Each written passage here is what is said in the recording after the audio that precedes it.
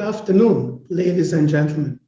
It is my pleasure to welcome you all to the second edition of 3M State of Science Index UAE survey, now with the 2022 results.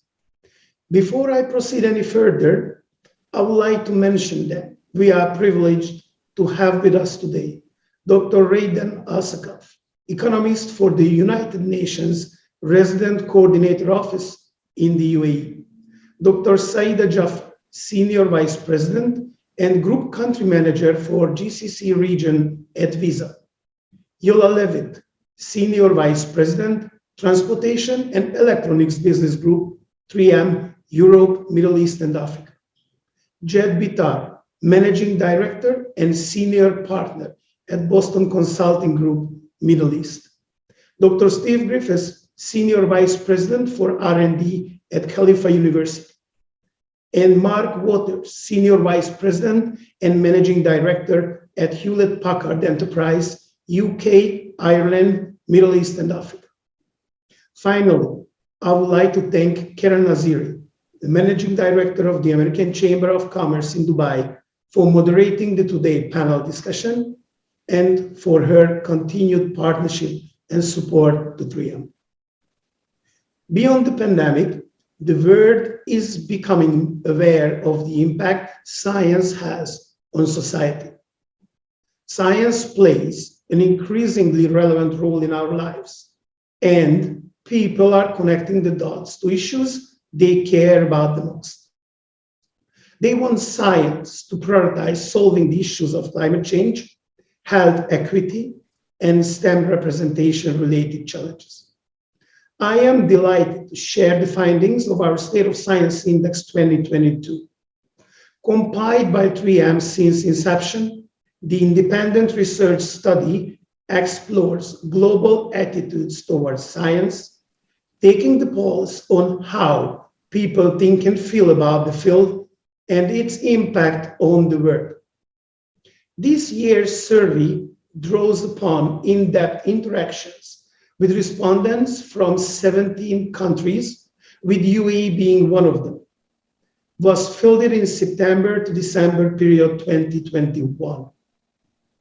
Now, you may not be surprised that the UAE has a unique stance on science and technology compared to the rest of the globe. People here have more trust in science and technology. 91% in the UAE trust science, and 88% trust scientists and their work.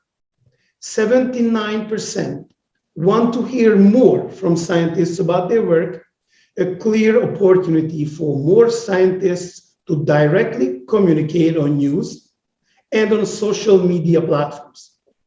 37% of the people in the UAE even tend to defend science when it's questioned, a much higher ratio than the rest of the world, standing at just 23%. While 52% globally agreed on the importance of science in everyday life, this was significantly lower than the opinion of people in a rapidly developing UAE, standing at very high 76%.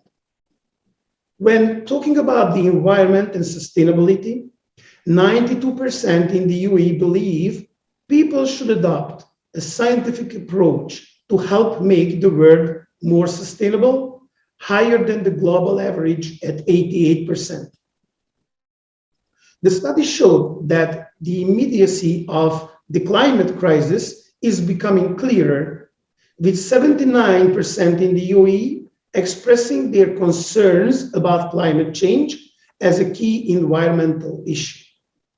With COP28 scheduled to be hosted here next year, the UAE has reiterated its commitment to address global climate change and is preparing itself to deliver a meeting that will mobilize countries to boost the efforts to fight climate change.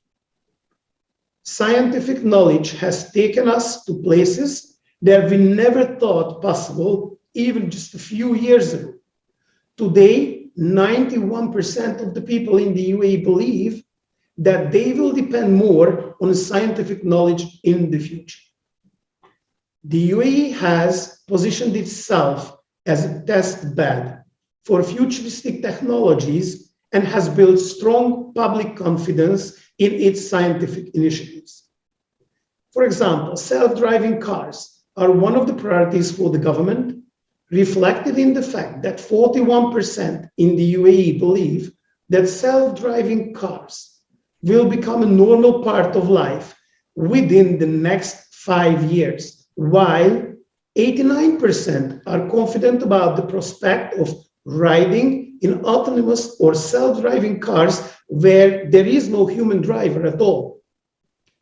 With artificial intelligence being a key pillar within the development plans of the Emirates for the next 50 years, 83% think AI is an exciting technology that impacts their lives daily versus just 65% globally.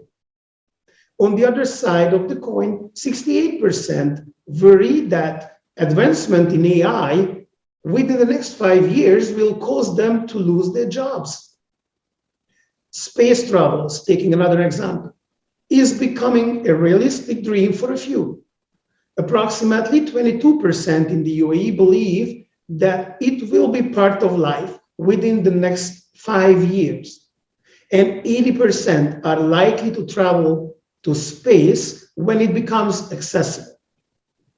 The advanced sciences agenda and the fourth industrial revolution strategy are the top two national strategic measures promulgated by the UAE government. Leading UAE educational institutes and companies are promoting STEM education to nurture the country's next generation of talent. Compared to the global average, people in the UAE are more likely to be interested in STEM careers. More than half, 59% to be precise, of people here who do not work in a STEM field have considered pursuing a career in STEM compared to just 37% globally. The first planetary science mission of the UAE was led by a young female leader, Her Excellency Sarah bint Yusuf Al Amiri. Today, as Minister of State for Advanced Technology, she is spearheading the UAE's work in developing STEM industry sectors, also serving as chairwoman of the UAE Space Agency. 90% of the UAE believe it's important to increase diversity and inclusion in STEM fields versus just 87% globally and just 82% a year before in 2021. 3M is proud to stand up for scientists and support the next generation of STEM talent. By innovating to develop science-based sustainability solutions and collaborating to advance healthcare equity, 3M can help create a brighter future for the planet and its people. In February 2021, 3M announced its investment of $1 billion over the next 20 years to accelerate new environmental goals, achieve carbon neutrality by 2050, reduce water use by 25% at its facilities, and return higher quality water to the environment after use in its manufacturing operations. The company expects to further reduce carbon emission, aiming for a 50% reduction by 2030, an 80% reduction by 2040, and 100% carbon neutrality, as I said, in its operations by 2050. Today, we will hear from senior leaders from well-known organizations such as BCG, Visa, HPE, and Khalifa University, above and beyond 3M, all with the same goal of sharing the importance of science in their everyday lives and in their operations. And to start today's event, I would like to hand it over to our keynote speaker, Dr. Raydan Al-Sakaf, economist for the United Nations Residence Coordinator Office in UAE. Thank you all for taking the time to join us today. With that said, it's over to you, Dr. Raiden. Thank you, Laszlo, for your warm introduction and for your remarks. Ladies and gentlemen, dear colleagues, it is with great pleasure that I join you here today in this important event on behalf of the United Nations. Please allow me to start by thanking our friends at Forbes Middle East and our friends at 3M Middle East and Africa for this praiseworthy initiative and for extending this invitation to us. Science is at the heart of our journey toward economic prosperity. From the invention of the wheel to the Industrial Revolution and the ongoing digital transformation. Science is indeed the foundation of our modern prosperity. Think of the smartphone, which is in the hands of billions of people. It enables them not only to connect with their loved ones, but also to access information, microfinance, telehealth, and many other development services. At the core of science is basic research. It is the diligent work of scientists, visionaries, innovators, and entrepreneurs in service of humanity. 3M, for example, has some 441 patents that mention N95 or respirator. These are the masks that saved millions of lives during the ongoing COVID-19 pandemic. So for this keynote address, I would like to share with you 3 messages. The first message is that science must prevail. It is comforting to know that a high percentage of people trust in science, but that must extend to everyone. We see an increasing amount of misinformation undermining the contributions of science to humanity's prosperity. Today, there is already a profitable marketplace for disinformation, for denying climate change, for spreading clickbait and fake news, for promoting anti-vaccine rhetoric, and for all sorts of wild theories that effectively create a knowledge crisis at the expense of indisputable science. So what do we do about this? How do we balance our basic freedoms and protect scientific facts from abuse? One answer is by promoting critical thinking and the adoption of the scientific method in dealing with misinformation. We must verify the validity of content we come across and confirm if it's true or not before acting on it. We in the United Nations have launched a project called Verified. Verified is a collaboration with a wide range of partners to cut through the noise and fight misinformation with facts. We look at technology and media leaders, such as Forbes, to also intensify their efforts in fighting misinformation. My second message is on science and climate change. Modern economies depend on energy, and 85% of the global energy mix is based on fossil fuels.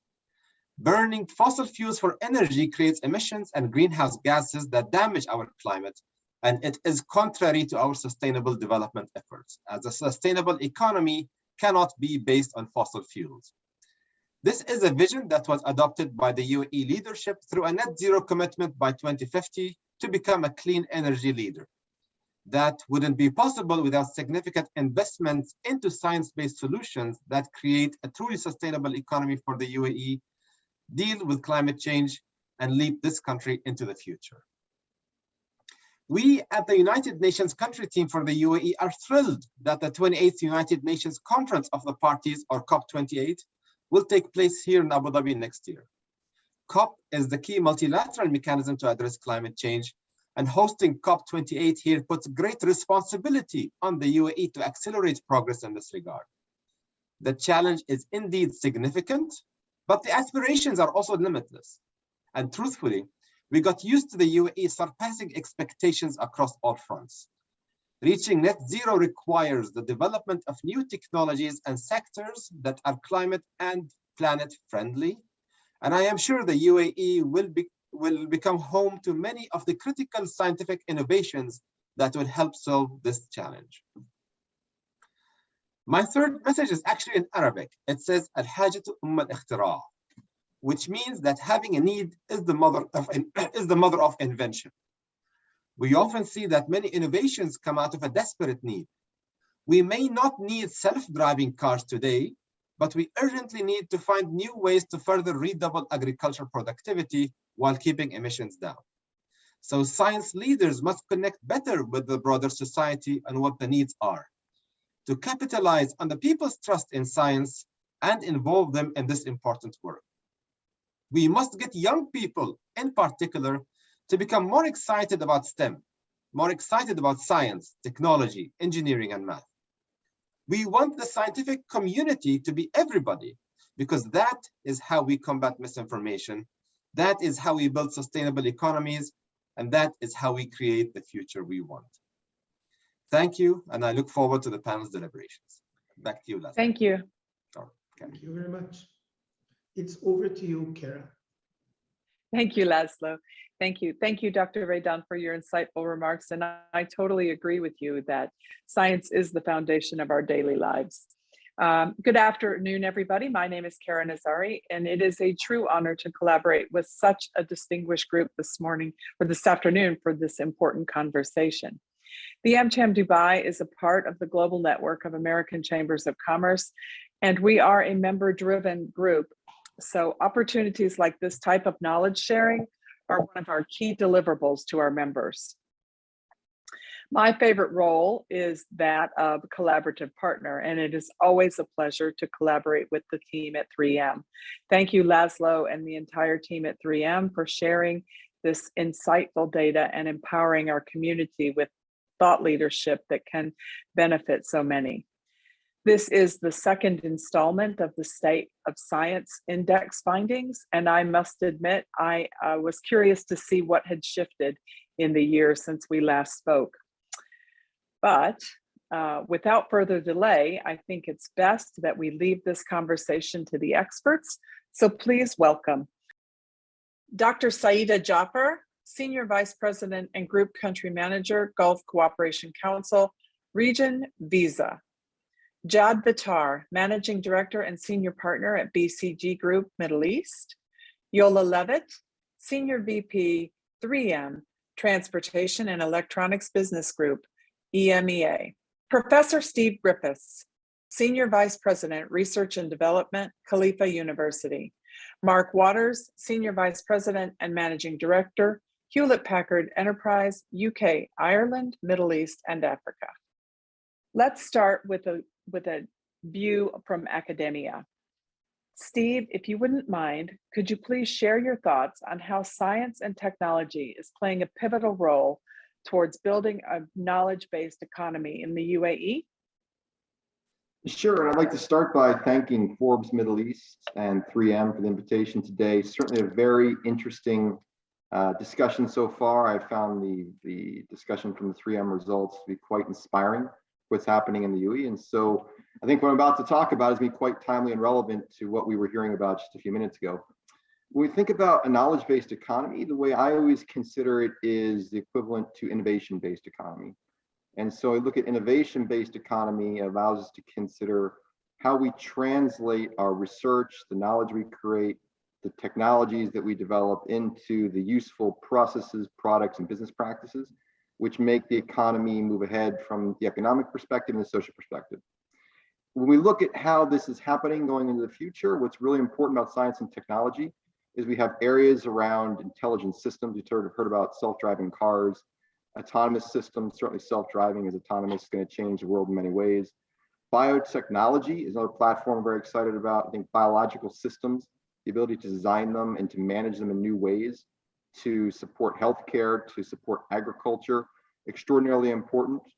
And I'd be remiss not to mention materials, an area that I spend a lot of time on. Advanced materials are really, really changing the functionality of many products and also having a smaller carbon footprint, environmental footprint as they're produced and used. So there's a number of new areas in the biological sciences, information sciences, material sciences, which are very revolutionary, not to mention that the bounds of where we look at economic and social development is soon not to be just the Earth. We're looking at outer space.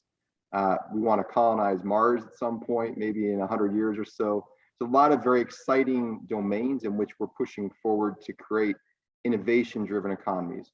Now, the UAE in our context, as most are familiar, we're very successful, very profitable, prosperous from having a very viable resource, oil, which we've exported successfully, created great revenue, which has been wisely invested. Today, though, the view is that oil isn't going to be the future. I mean, we're going to be producing it for a very long time. We're low cost, low carbon producers, so that's good news.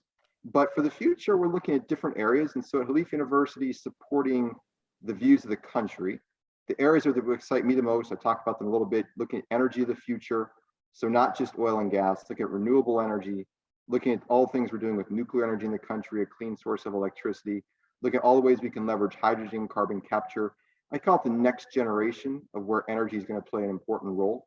We're looking at water and environment. Water is very difficult in the region. Many places around the world are looking at less and less water in the future. So we're trying to innovate in water technologies. The country is doing this.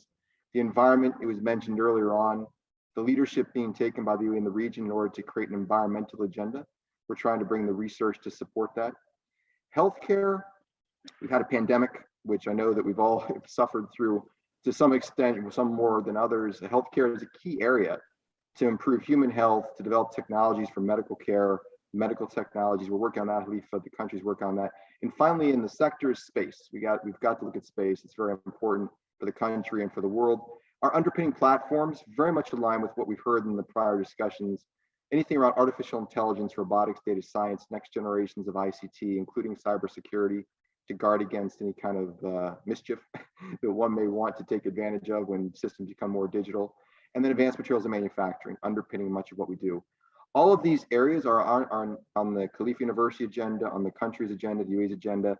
And so in the future, I'm looking at this innovation-driven, knowledge-based economy to be something of great excitement and offering many opportunities to relate science, these fundamental investigations, into practical value, the technologies which help society and the economy at large.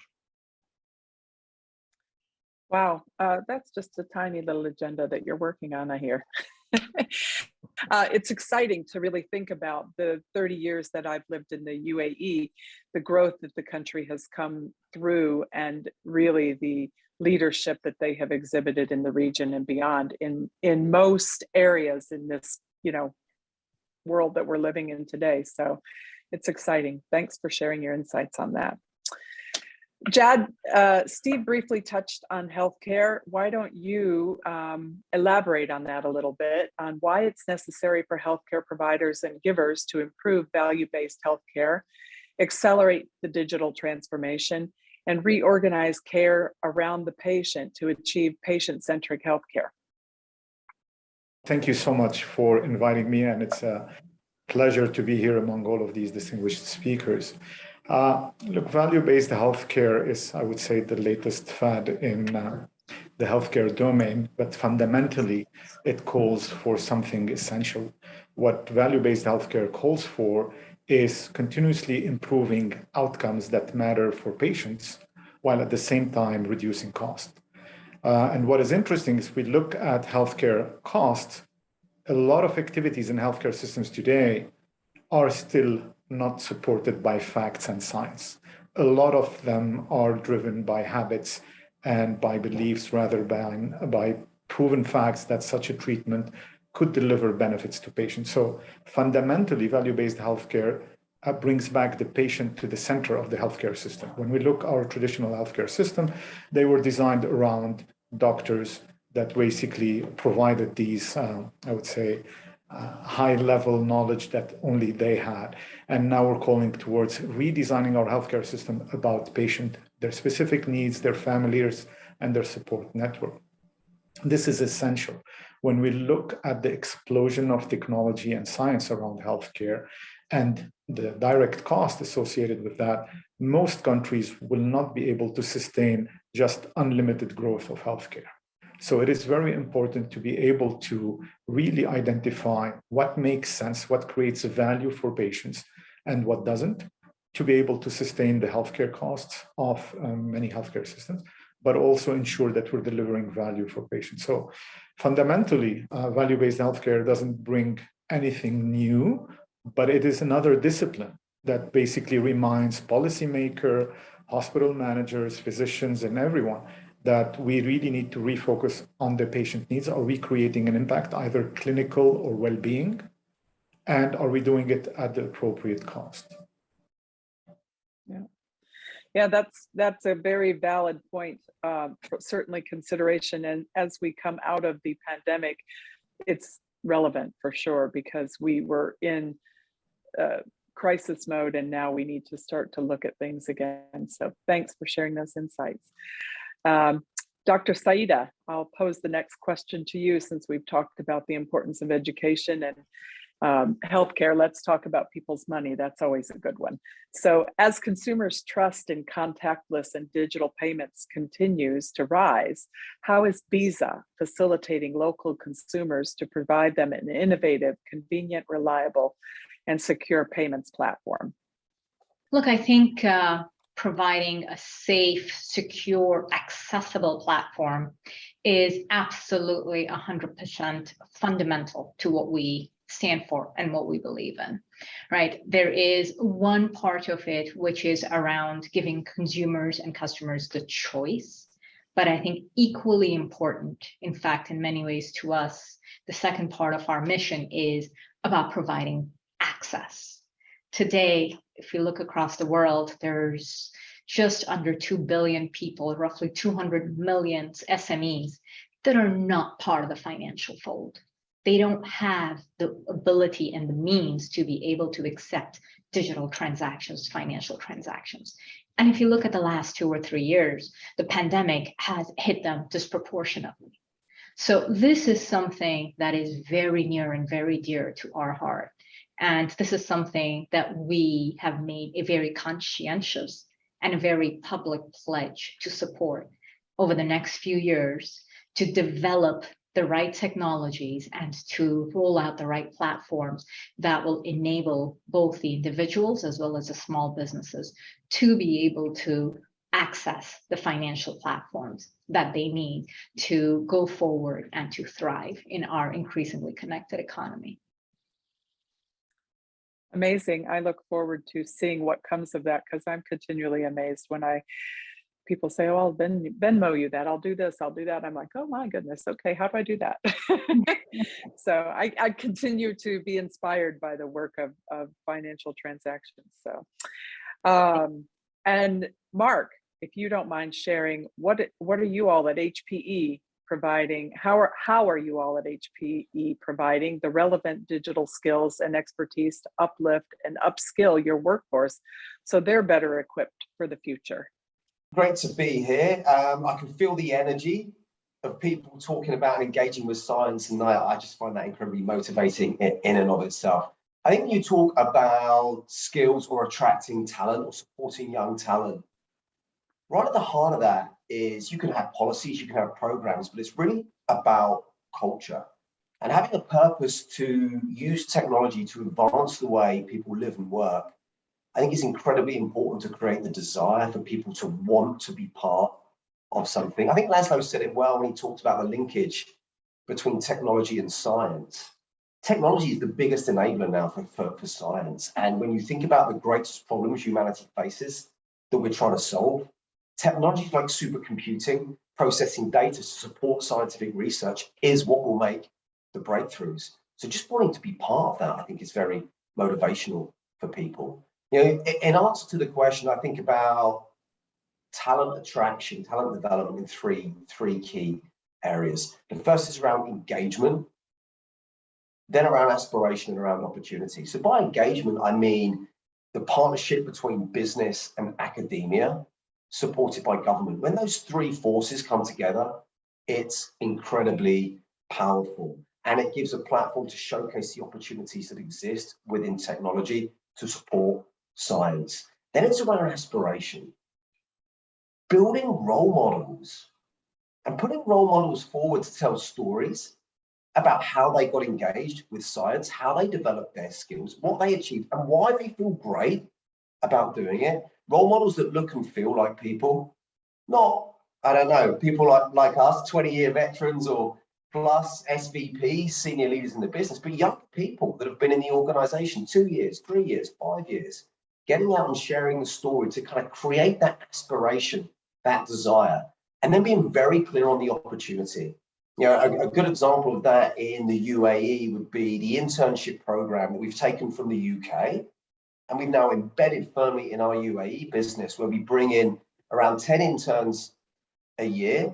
We give them a good taster of engagement within HPE, access to those role models, embeddedness within that culture, and then create an option to engage into a 2-year early career program with rotation, engagement with different countries across the geo, and to really understand science, technology, build their skills, and create that future aspiration. Wow, amazing. Yolla, everybody's kind of touched on some really significant things they're doing. And despite the high trust in science, the survey reveals that misinformation remains widespread. Could you share your perspectives on what course of action is being taken to address the issue of misinformation as it threatens scientific credibility? It's a pleasure to be here and joined a great panel and being supported by Forbes and Chamber of Commerce. So it's wonderful to be here. I believe, as it was referred by many people before, developing critical thinking is very, very important. It's something intuitively that you understand that information that provided everywhere from traditional sources to social media is not completely correct from every source that you take. But I would say still, in my mind, I was a little bit surprised when I look on UAE data, and Laszlo shared it earlier, is that with a very high trust of over 90%, I believe it was 91%. So people definitely have a lot of doubt that information they receive on traditional sources, news and media, as well as social media, especially social media, is not all trusted. Social media was 65% skepticism and information that could be trusted compared to 44% globally. So as companies, as educators, as governments, what is our responsibilities to really improve it? And it has to be with definitely providing a good references. Everything we do needs to be based on scientific facts. We need to reference good sources of information. You know, it became very apparent during pandemic, as all of us individually and definitely as a company, as we try to change the rule of engagement, we followed sources around the number of cases, the death statistics, what is happening with different viruses and new strands of virus, what is happening with vaccines and different treatments of COVID. And I believe people quickly understood that there are sources that are trusted and there are sources where you go to verify. We go to CDC, we go to World Health Organization, or Johns Hopkins is the one that we started to rely quite a bit to look on kind of world data around different outbreaks of COVID-19. So we all became very familiar what are the reliable sources and what are not reliable sources. And that is, I believe, what we should take from that experience when it became personal and we knew that we have to really learn what are those credible sources and then take it forward. When I talk to my kids, when I talk to my 84-year-old mother that's now using online all the time, I tell them, you cannot read on everything on social media. You need to know who is a scientist, who reference to that, what kind of data in there, what sources are used. So all that are our responsibilities. I believe from the corporation, we as 3M have done a lot to really starting to recognize that there is that gap in belief and trust in science and then information that's available. That's what we're doing with a survey, with this state of science index that we are referring today, that data. And then also the continuous engagement in schools, engagement with our general communities to really educate the people on, again, the different sources that are reliable, not reliable. I believe that all of us as individual and organizations that understand the value of science have responsibility to educate. And that's, I guess, what I would say on this topic. Interesting. I liked what you said about when you speak to your kids or to your 84-year-old mom.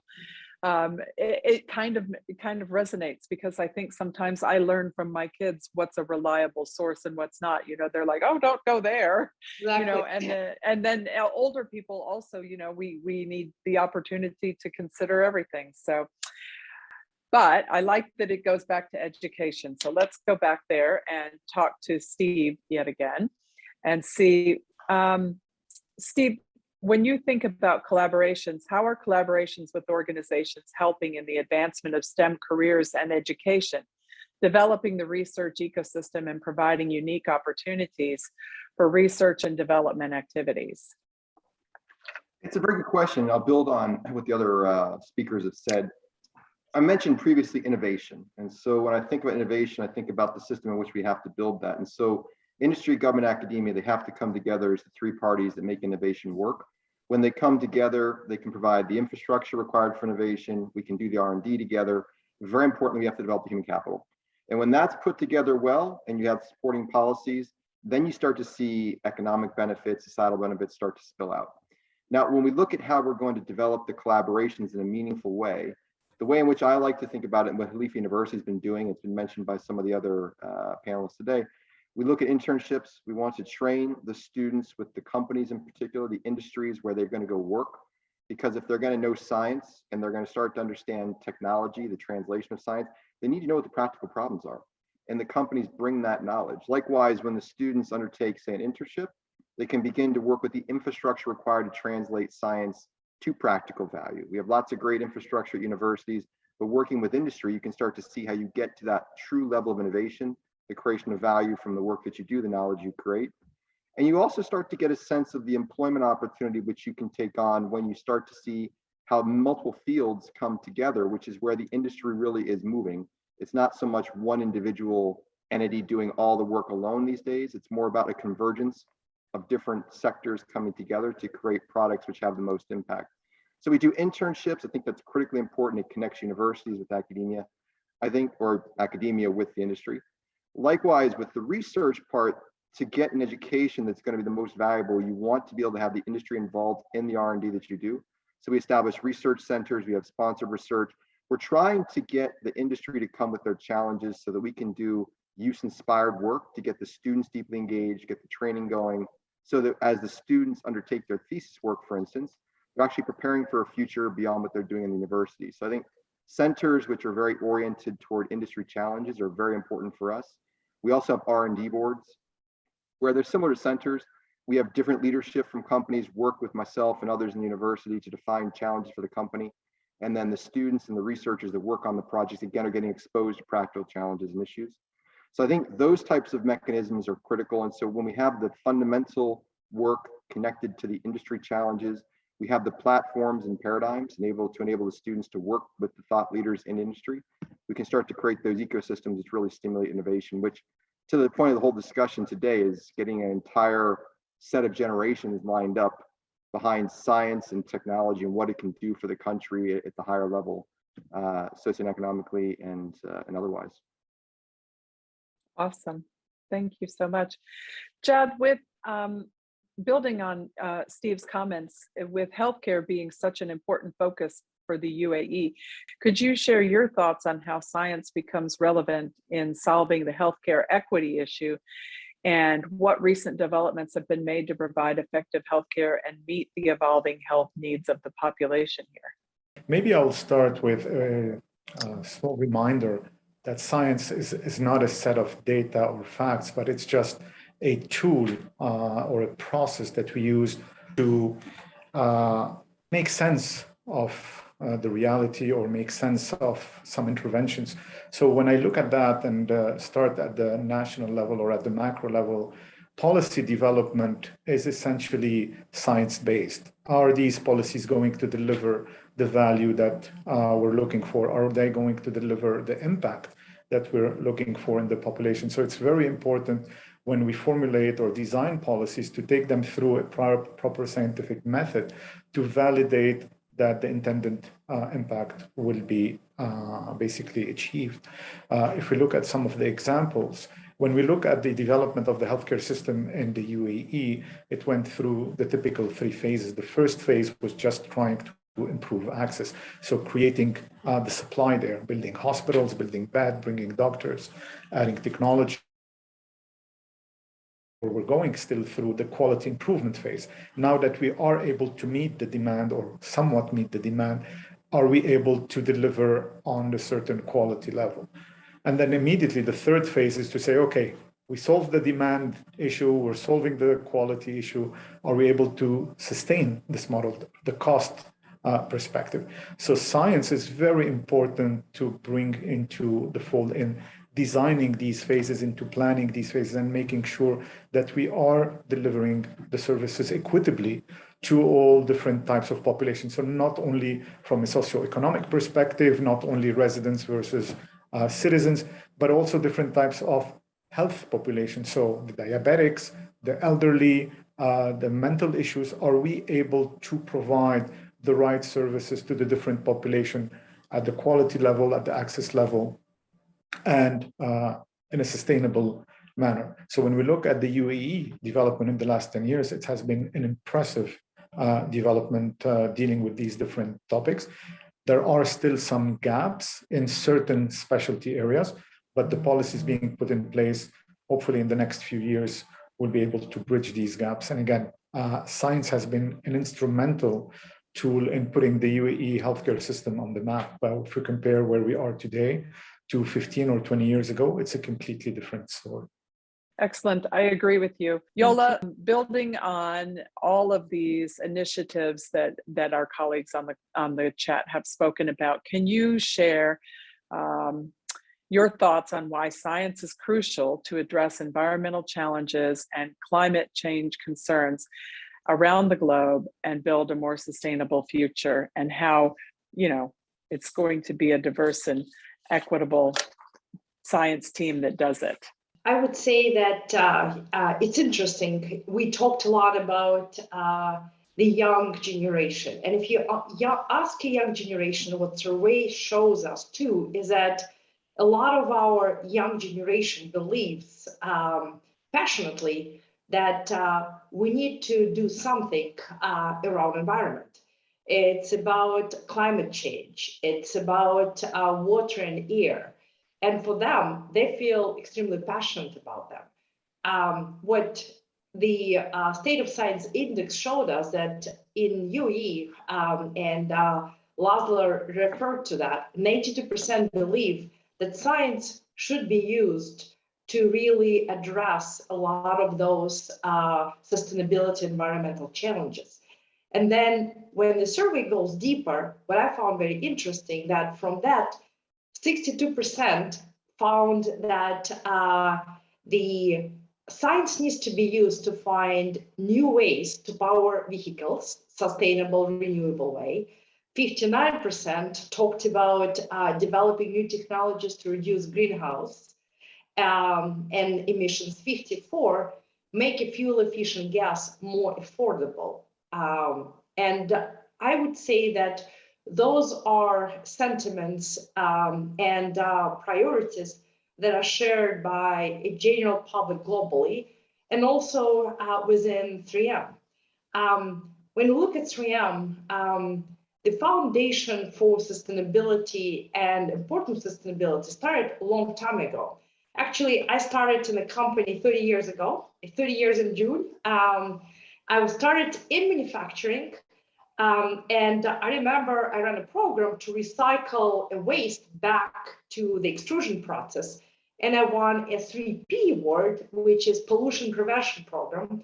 And only now, when I became a leader, I recognized that this is an award that started back in 1973 by 3M to really encourage a right thinking around recycling. There was also, and that is something I learned when I became a product developer and worked in the lab, is that there was a lot of focus put together for having a sustainability value. And that was for many, many years within 3M.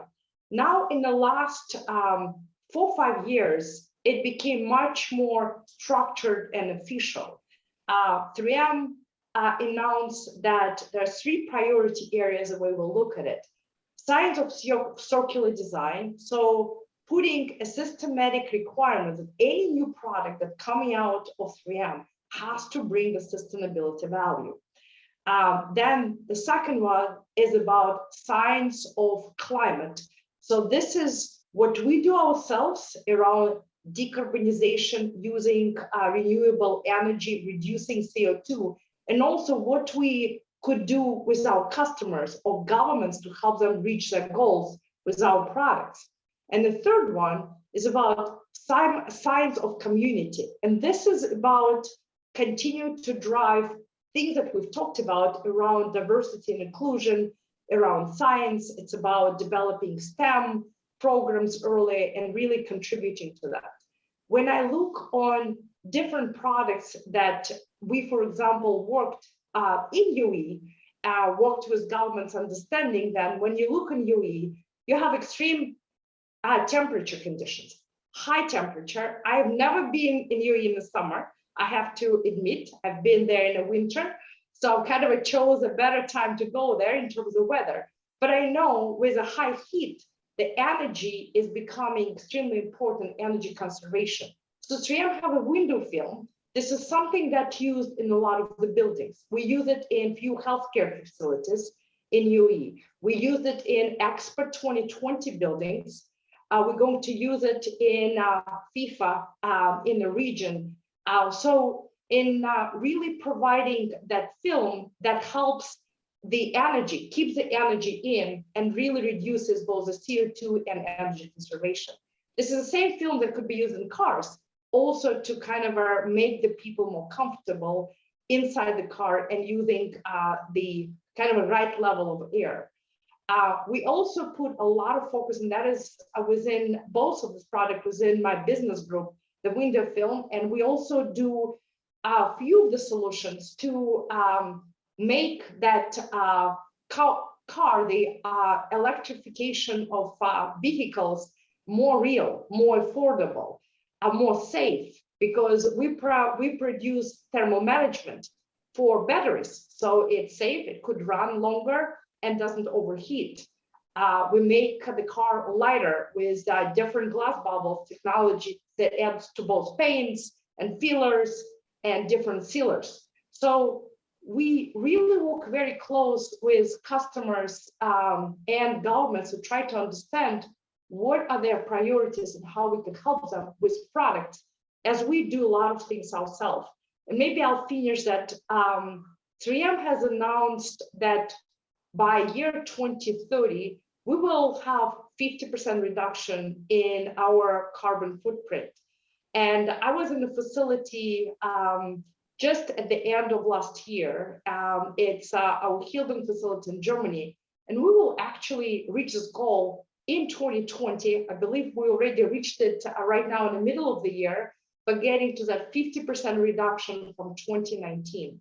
So we're driving both internally and definitely externally across different areas of sustainability, from kind of the sustainability of workforce, sustainability of diversity and inclusion and retention in the workforce, and all the way to sustainability of our environment. So, and science is absolutely fundamental source to make that happen. It's all exciting stuff. I am always inspired by all that 3M has going on. And going back to Dr. Raidan's comment at the very beginning of this, science is the foundation of our daily lives. So I'd like to hear from Marc. Can you highlight how HPE is promoting STEM and technology to empower young girls towards STEM-related fields? And how are you inspiring future generations to explore STEM jobs and career options? I talked earlier, didn't I, around aspiration and role models being so important. I've got 3 daughters, and I would just love someone like Yolla to be in their school talking about science and the outcomes that you can deliver from science and what that meant to her and how she built her career. And I think that is just one of the most important things that can be done. That's certainly, I think, much more appealing for my daughters in choosing science than me as their dad telling them that it's a really good idea and it's a great career path and talking tech. So I think role models are absolutely everything.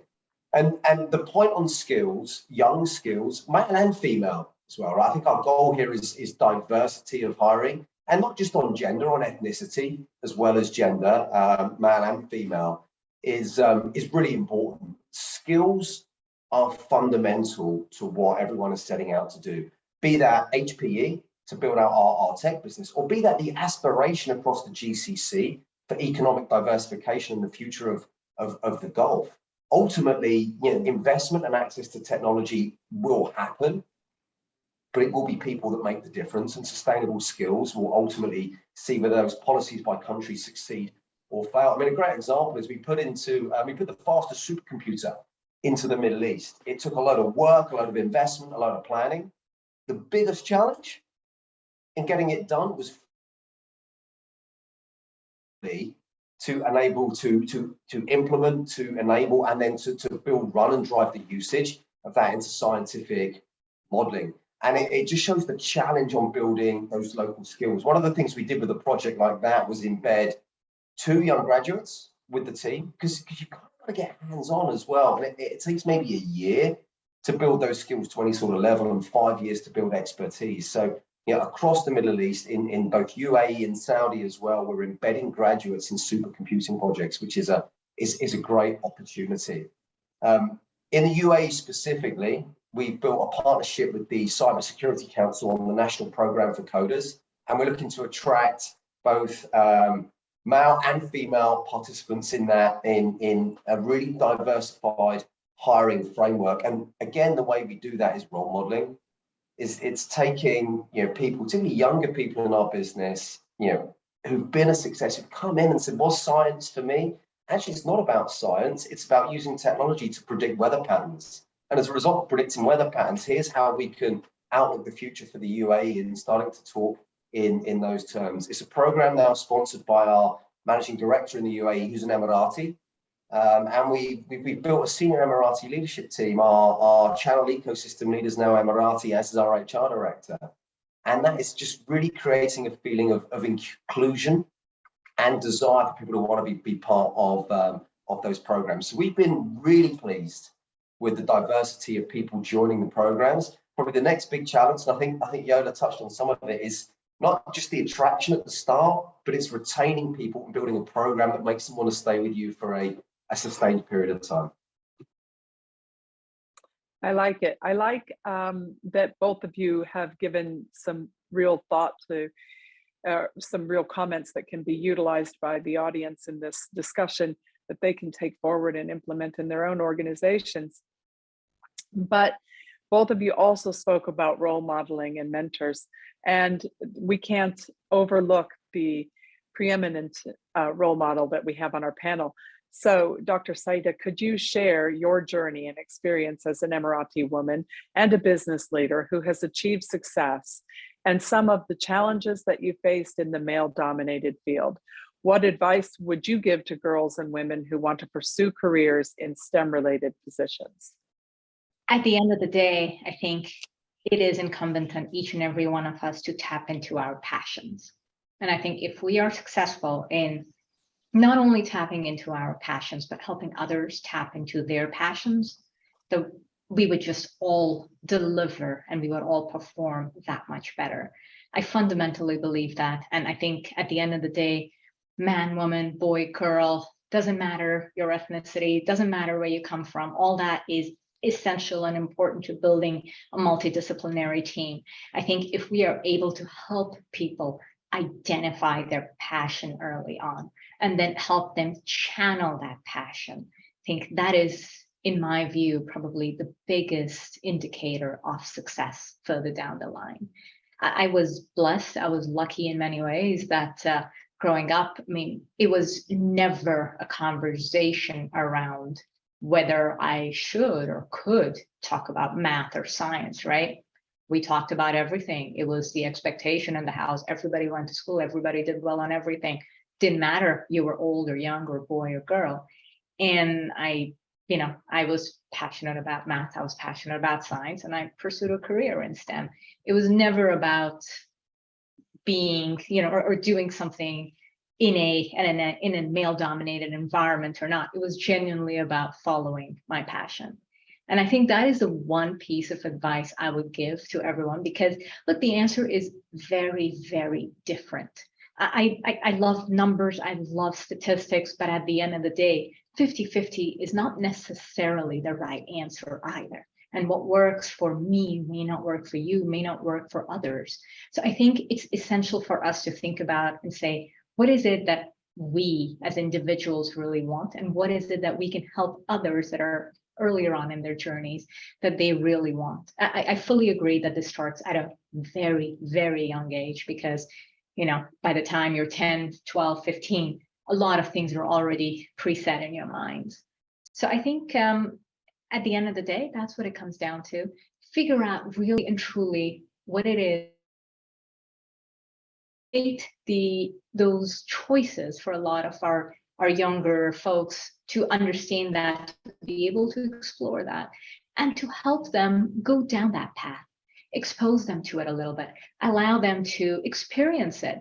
Maybe they'll like it, maybe they won't, but to create that safe environment and to create the conversations that then allow them to take a couple of steps forward. Maybe they say, you know what, thank you, but this is not for me. Or maybe they say, this is fantastic, I want to do more. And fully recognize that there is no one right answer, there is no one size that fits all. And we all have to find our own paths as we go forward. Very true. Very true. I love it. And I love that it's a passion for you. Steve, can you tell us, Khalifa University is a research-intensive educational institution. Can you help us understand how research is contributing towards the domains of science and technology? Probably the most fundamental question of the discussion today. So we'll come toward the end with the answer to that, at least my perspective on it. So science and technology for me is a spectrum. On the one end, we talk about science, we're thinking about investigations in the fields like chemistry, biology, physics, math, really trying to explore without necessarily directing our exploration toward a particular application. But at some point, we create enough knowledge around these fundamentals that we want to know how we can apply the knowledge created toward applications. So we start undertaking the relevant research. In laboratories and universities, we start trying to figure out how some critical function of the application might be put together, and we call that a proof of concept.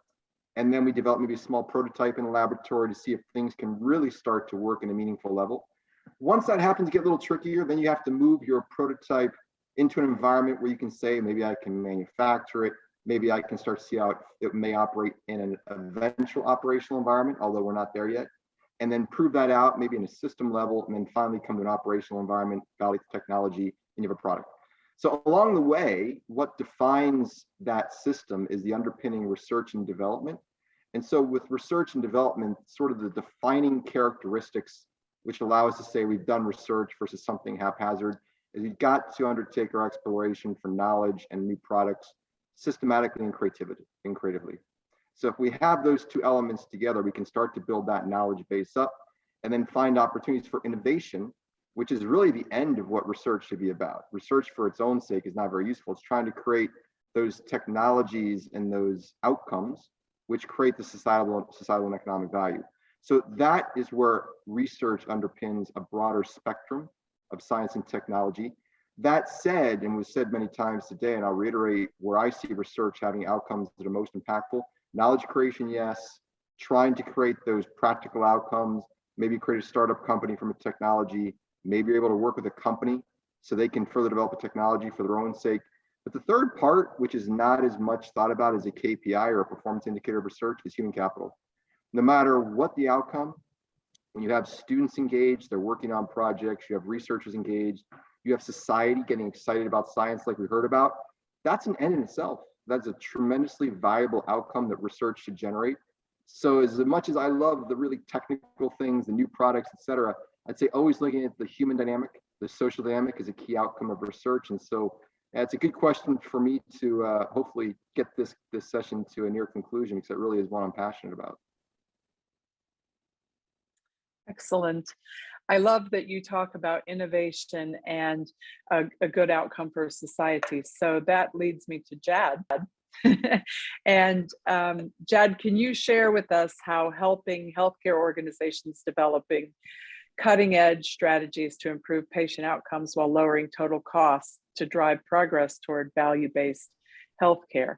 Another maybe starting point is that science needs data. Without data, there is very little science possible. And one of the sad realities of the region is that we're a bit of a data poor region. So when we're developing strategies, one of the first things we need to do is build and collect some data and validate that this data will allow us to build these sound strategies. But fundamentally, what we're doing, I would say, can be categorized into three different interventions. One is on digitalization strategy, and where we're helping here our clients is not only on automation, where basically you can automate some of the boring activities and help clinicians focus on the more value-added activities, but also on them to make better decisions and to allow them to support their patients in a better way, and then hence go back to this value-based healthcare data that value-based healthcare model that we discussed. The second type of project is really building tools that leverage data to allow planning and policy formulation. One such example is we've helped one of the GCC countries build a workforce planning tool that basically takes into consideration data from across the healthcare ecosystem and allows the country to basically plan the specialization in doctors, the equipment needed, the number of beds, and so on and so forth.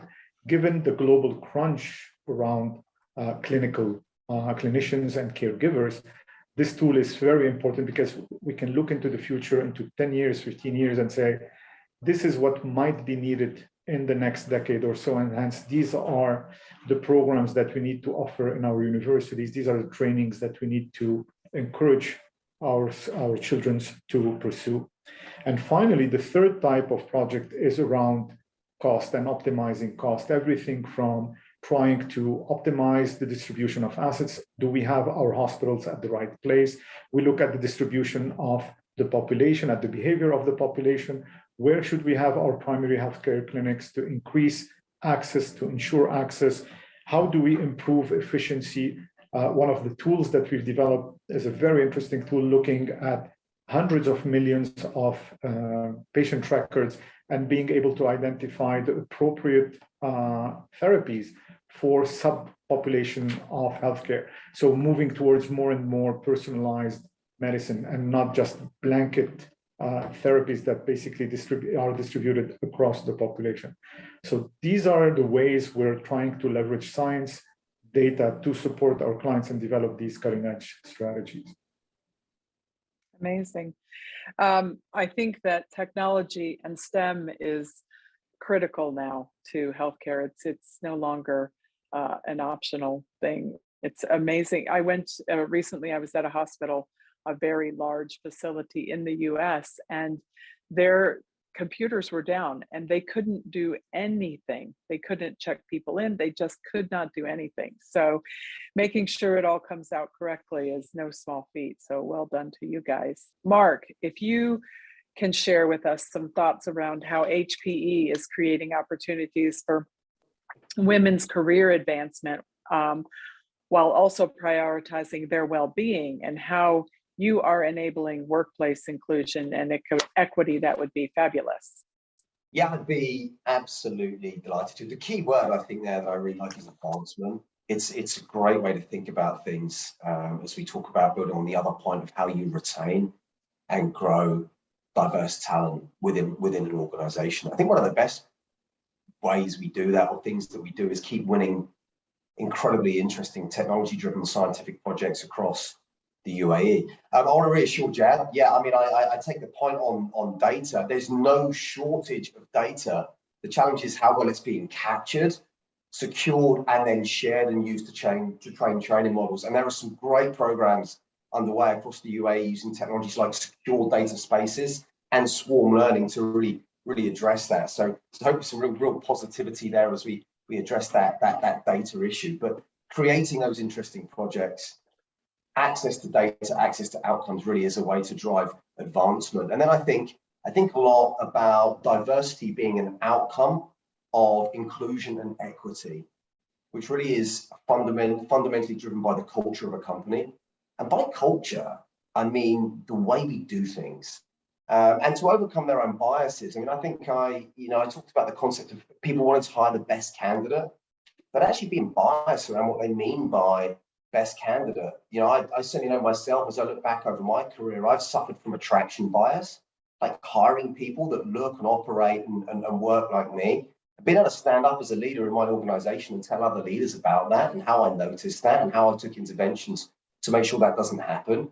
It's been really important to share those stories and push that down. And we now push our leaders to take much more of a risk on talent, to hire on number one, capability, and then number two, motivation, with experience being an additional benefit as opposed to just starting with experience. I think these educations for leaders are incredibly important. And then as long as that is supported by a policy on inclusive environment, the employee resource groups, I think, have been talked about today.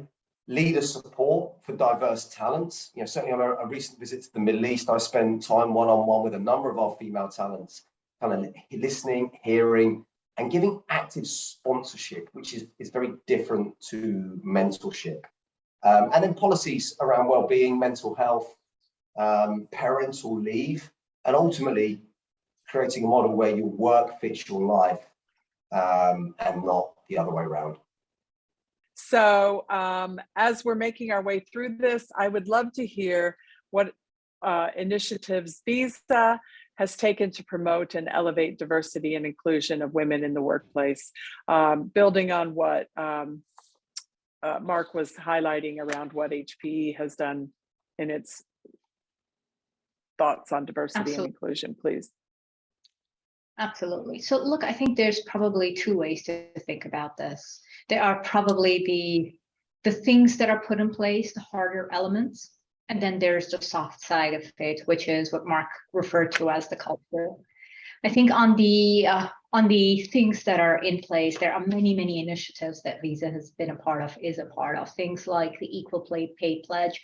We signed that in 2016, so that's something that's very near and dear important to us. We have programs such as Ready to Return, which is for women who are choosing to return to the workforce. We have internal mentorship programs, sponsorship programs that are set up. We have things like, there's an initiative or a program called She's Next. And this is actually giving out, right? Giving back. And this is a program that focuses on women entrepreneurship. So for example, in our region in MENA, only 25% of entrepreneurs are women. The rest are men. 1% of VC funding goes to women-founded business. So there are a lot of these initiatives, a lot of these things that focus on helping women entrepreneurship in our societies, in our regions. And then probably the last one that I'll mention is women's sports. Sports is something that is very near and very dear to our hearts. And this is something that we focused on tremendously. So we are a big sponsor, big supporter of women's sports and how sports helps equalize and how health sports can help push people forward. So I think these are all just some examples of some initiatives, internal as well as external, that are in place. But I think equally important is the fact that we have the culture, the environment, which is extremely focused on not just diversity, but also inclusion, on making sure that we are doing whatever we can to bring the best out of the entire team. And this is something that we talk about, we think about all through the organization, from our chairman to every single person, a new person who may have joined today. And we recognize this is a journey. This is not a destination. So we're never going to be at the point where we say, we're done, good to go. It's something that changes every day. It's something that's new, and it's something that we have to constantly be aware of, constantly be in front of, and constantly be driving.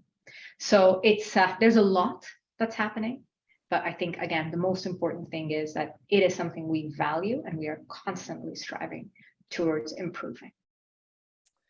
Wow, I think that's amazing. And I love that title, She's Next. It just is so appropriate in so many instances. So I love the fact that Visa is there for the SMEs in the region, because they're really going to be the backbone going forward for the commercial sector. So that's great. Yolla, tell us, the SOCI findings continue to reveal that diversity and inclusion in STEM needs significant work. How is diversity, equity, and inclusion being fostered, encouraged in STEM-related fields, and what more needs to be done to bridge that gap? I always believe that we can do so much more to improve our diversity and inclusion, and I'm not the only one. If you look on a survey, it is definitely something I believe globally. If you look on UAE survey, if I remember correctly, 90% of UAE general public believe that diversity and inclusion is very critical part in any STEM fields for UAE. And also what was surprising to me actually to learn, and I didn't know that, is that UAE was recognized as a leading country in the region for actually gender diversity and equality. And that is something that was recognized by 2021 Global Gender Gap Report from World Economic Forum.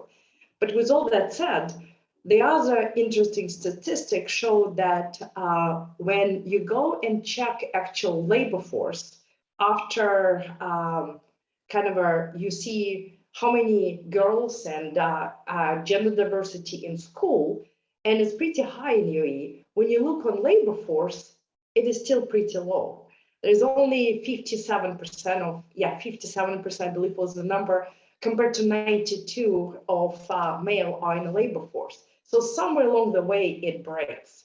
So I would say that in all the continuum of development, we need to make a difference, starting from the younger age. And 3M has put a lot of the different programs to start from elemental school.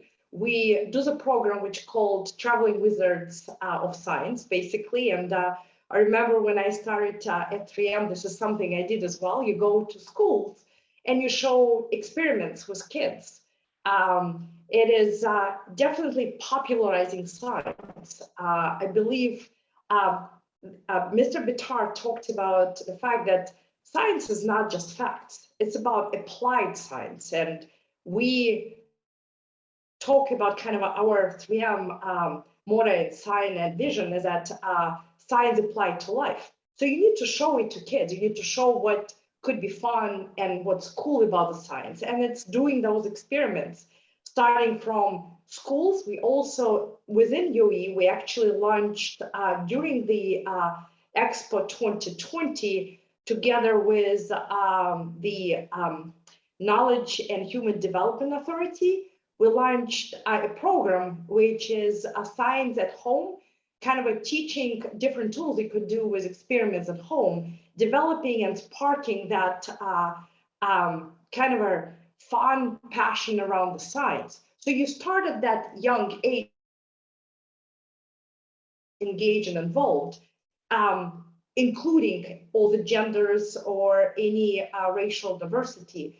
Then when you go in a higher grades in school, you need to start developing more of the interests around the projects. So what we have done is that we actually have a Young Scientist Challenge. And this is where we do different programs around, mainly it's actually the US, but we also do it with a few of the countries. I believe we haven't started yet in UAE, but we do a lot of other competition or different projects and really recognize a young scientist.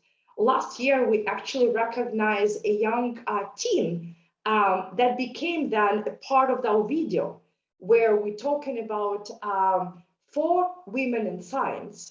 3 of them are a very successful scientists that became a high level of scientists within 3M, but we also talk about this teen who won the award and really wanted to change the world. So kind of showing that engagement, showing that role models that I believe Dr. Griffiths talks about role models earlier. And this is something that we wanted to definitely support. And then when you talk about furthering a career, I can tell you what I've seen many times in different countries, and not just UAE, is that when women start families, when they start or even start thinking about kids, they then make a choice. And a lot of times they leave the career, they leave the science behind. And that's where having a support group is extremely important. I have 3 kids, so this is something that I've learned earlier in my career when I'm having kids, having that support group, other women, and managers, my partner, my husband, all that is extremely important. So within 3M, we have lean-in circles.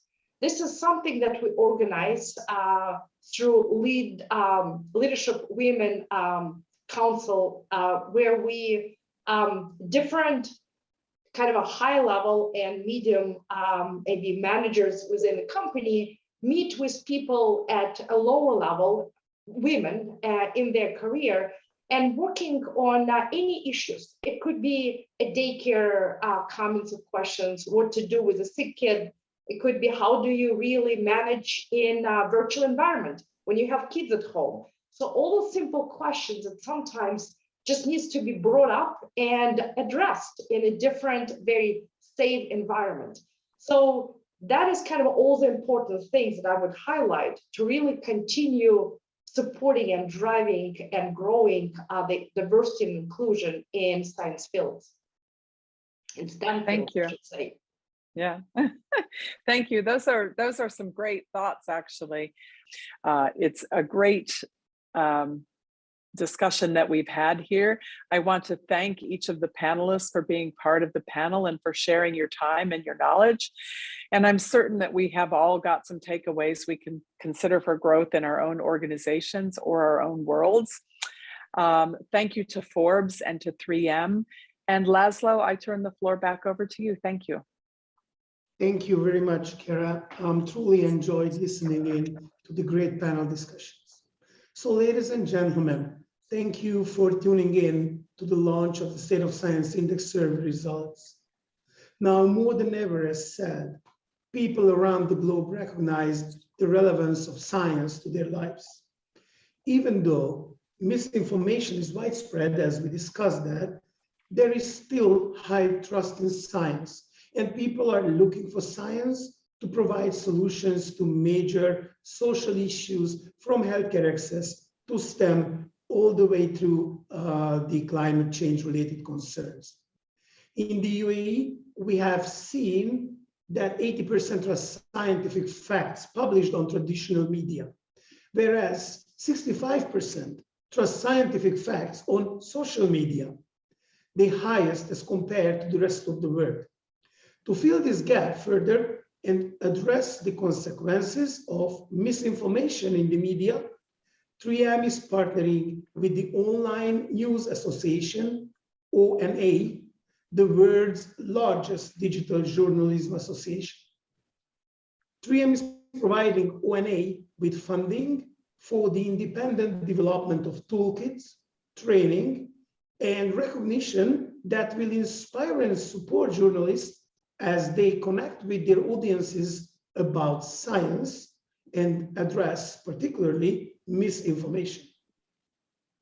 The UAE is on the right path forward, building a knowledge-based economy with the help of science and technology. Having undergone a transformation in terms of scientific progress over the first 50 years of its nationhood, the UAE has embarked on its journey for the next 50 years by putting technology and scientific innovation at the heart of building a sustainable future. In the end, it's a requisite of 3M and the broader scientific community to ask, how can we ensure that science stays in the spotlight and continues to foster hope and optimism? With the role of science becoming increasingly relevant and important in our everyday lives, humankind has reached new heights, an acute observation being recorded since the 3M State of Science Index began 5 years ago. We are also anticipating that people will trust, respect, and value science even more than they do today. I hope you found the session beneficial and insightful on the State of Science Index in the UAE. We look forward to connecting with you all next year to share the updated State of Science Index findings in 2023. Thanking you all once again, and please stay safe. Goodbye.